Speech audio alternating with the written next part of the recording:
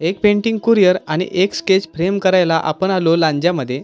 तर सुरुवातीला स्केचला फ्रेम करायला दिली आणि तिथून आलो पोस्ट ऑफिसला आणि पेंटिंग पार्सल केलं जे रत्नागिरीमध्ये जाणार आहे.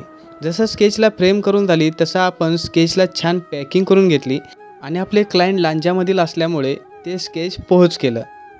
आपण काही दिवसापूर्वी एक पेंटिंग रंगवायला सुरुवात केलं आहे, ज्या पेंटिंगची ऑर्डर आपल्याला रत्नागिरीमधून आली आहे. सो मित्रांनो, हे पेंटिंग आपण एका जुन्या फोटोवरून साकारत आहोत. त्यामधील एक पोर्ट्रेट आपलं रंगून पूर्ण झालंय आणि आज आपण दुसऱ्या पोर्ट्रेटमध्ये काम करायला घेतलं. सो हे पेंटिंग आपण ॲक्रेलिक कलरमध्ये रंगवतो आहोत आणि ज्यावेळेस एखाद्या जुन्या फोटोवरून आपण एखादं पेंटिंग करतो त्यावेळेस त्या कामामुळे आपलं ऑब्झर्वेशन, कामातील डिटेलिंग यामध्ये छान बदल घडतो. सो आज आपण जास्तीत जास्त वेळ हा डिटेलिंगवर देतो आहोत, ज्यामुळे पेंटिंग जास्तीत जास्त रिअलिस्टिक बनेल. सो मित्रांनो, तुम्हाला जर अशा पद्धतीमधील पेंटिंग करून हवे असतील तर तुम्ही मला DM करू शकता. त्यासोबतच आपण हे साकारलेलं पेंटिंग तुम्हाला कसं वाटलं नक्की कमेंटद्वारे कळवा. त्यासोबतच आपले व्हिडिओ जास्तीत जास्त शेअर करा.